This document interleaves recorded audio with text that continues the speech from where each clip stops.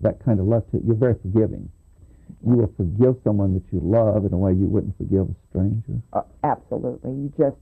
You hit the nail on the head. That's the reality of it. On average, it takes a victim 7 times before they leave. And that's kind of a statistical average. Sometimes it may be 14. I mean, we like to tell law enforcement officers, maybe this is your first call there. Next time it'll be 2 times. And maybe there'll be one in between that you didn't respond to, so maybe that one after that will be 5 times. You know, we're working towards 7 times. And so when people say, why doesn't she just leave? There's a lot of really good reasons. Also, if in some cases it's the wife being abused, and the children are not physically hit, but we talked about last week, they see it and they're harmed. But does it increase the chance of the wife leaving if the perpetrator starts abusing the children? Isn't that a much more... In other words, what I'm trying to say is, will she take certain abuse that she would not allow her children to take? Yes, many victims will. Many victims, and you will hear that anecdotally as well as, I think it's probably borne out in the statistics. A lot of I've heard anecdotally from victims, you know, I could deal with it with myself, but when he started going after the kids, that was it. The other thing that happens when an abuser starts going after the kids is that if law enforcement responds, then they also have something that they can say to the mother. You realize you're putting your children at risk. Now, that's a whole nother area in terms of training law enforcement, because we don't want to threaten a victim and say, if you don't take care of your children, we're going to take the children away from you, because then we really aren't doing the children any good. And you're breaking down rapport between the police and the mother. Right. But, you know, the bottom line is it's both parents' responsibility to protect their children. So it's kind of it's one more little piece of this that tends to make victims, and again, it goes back to what I've heard victims say. I could handle it myself, but I couldn't once he started going after the kids. Something else that must be very frustrating for police officers, and you were one for 14 years, and also for prosecutors. One step that we have now with the laws and trying to end domestic violence or to address it when it happens is restraining orders, and they're issued quite often if the victim is willing to do so. But so many times these orders they fail. The police done what they're supposed to, the courts have done what they're supposed to, but oftentimes the perpetrator will come back and actually kill the victim. In other words, a police officer can't be there every moment to see that they will obey the restraining order. You just said it. A restraining order is still a piece of paper. And a piece of paper cannot protect someone 24/7. I mean, it's impossible. The good thing about protection orders is that if someone violates a protection order, law enforcement can make an arrest. They don't need it to go back in front of a judge the way the old restraining orders. So it does have a value to some protection. At least you can get the person arrested. Let's put it that way. That's the protection. They can get arrested. But it's not going to stop someone from committing a crime, because there's nothing anyone can do except lock someone up to stop them from committing a crime. Now let's move to the situation where a woman and she has children, they do get away. What are your recommendations to people across our large viewing area? What can they do to be most safe? In other words, like you're saying, it's the most dangerous time for the victim, but women's centers or safe houses or going to a relative, what are your recommendations to try to make sure that the perpetrator cannot either find them or cannot harm them?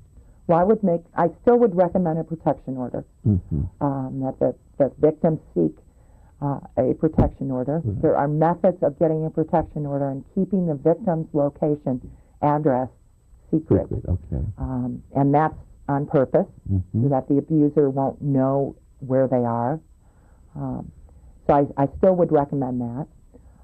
Again, it's not going to be the end all, depending upon the abuser. And one thing you have to remember is that victims know the abusers better than anyone. Mm-hmm.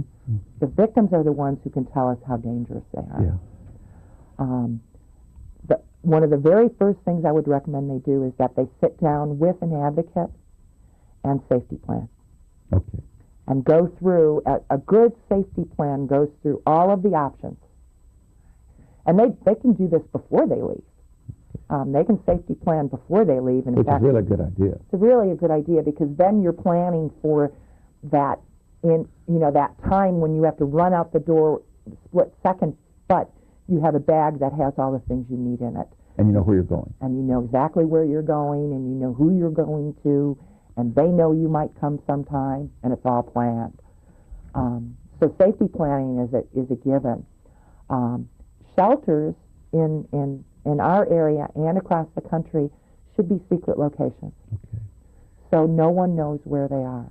But being somewhere where they got a support system where those people can protect them from the perpetrator if they were to have some way to find a way of showing up. Some system there to support, so you're not directly in touch with the perpetrator. There can be a buffer of people who can intervene. Well, if there's a protection order in place, you should never be directly in contact with the abuser unless it's court ordered under certain situations, and that would have to do with most of the time custody of children. But my point is, if some of these perpetrators were very clever, if they found, for anyone they found where the person was, if they have people there wherever they are, that can be a protection for them. Okay. Correct. And that's why I always recommend shelter if you can. Yes. If not, a relative or a friend who lives, someone that the abuser wouldn't think you'd go to. Mm-hmm. Or another location. In another location somewhere else. And maybe some people who would be tough enough to deal with the perpetrator too, and say, you come here and you're not going to be tolerated. Yeah. Well, definitely people who pick up the phone and call 911 immediately. Right. Yeah. But to have people strong enough to say, right.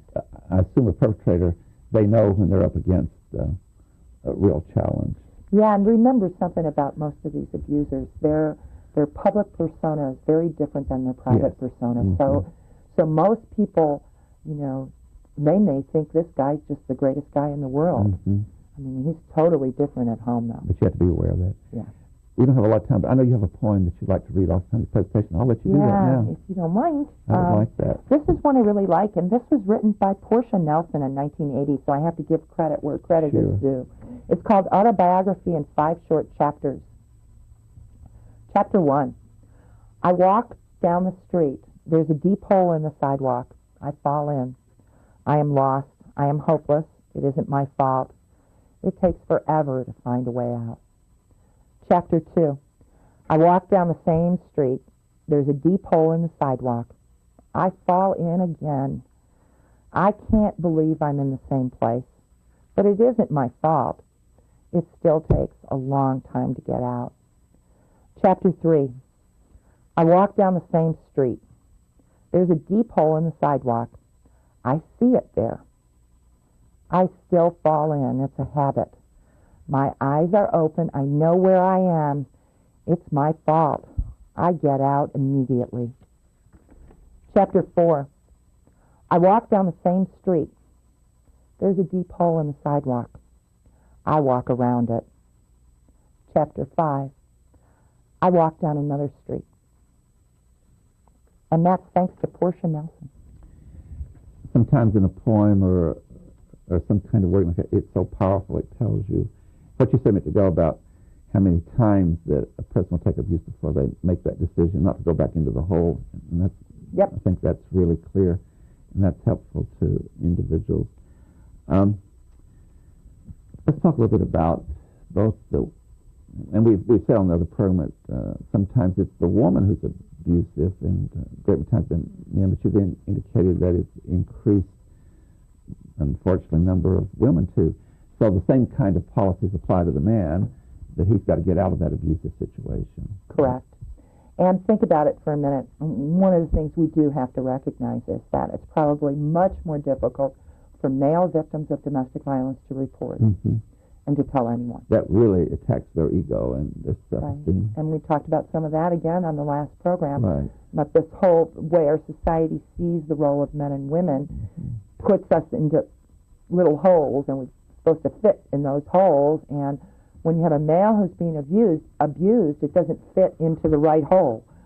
So that is, we've got to recognize that it's probably underreported. And I assume even police might react differently to that, too. It's still learning to going on there. Law enforcement, one of the things that's happened with law enforcement is that our laws have become fairly good in terms of what constitutes a crime.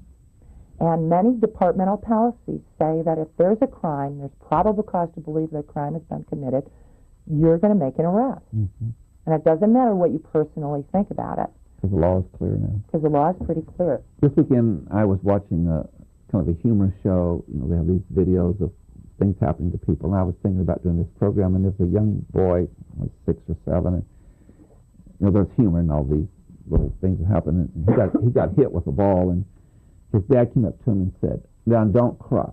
Be a man." Now, he wouldn't say that to a daughter. No. So isn't that part of the cultural problem that we have, that it starts, and the father, I'm sure, was not knowing this or was, trying to be good to his son, but there's so many things that could happen that can create those settings. Exactly. That goes right back to what I was saying about, imagine if you were abused at home. You would have a more difficult time reporting it to anyone because you're supposed to not cry and be a man. Yes. It's just how we treat young men and young women, and that can explain a lot of this. Well, Susan Welch, thank you. You've been so gracious with your time, and it's been extremely informative. I know it's going to be helpful to people in our audience. I hope so. Thank you. Ladies and gentlemen, for 2 weeks we brought you the topic Beyond the Abuse, Surviving Domestic Violence. Our guest has been Susan Welch, who is a training specialist with the Panhandle Health District and expert on domestic violence. I hope you'll be with us again next week at this very same time, when we'll move to yet another issue. Until then, please have a good week. I am Tony Stewart.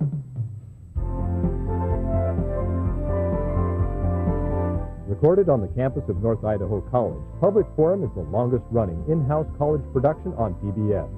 Each episode is pre-recorded live and is an educational outreach from North Idaho College.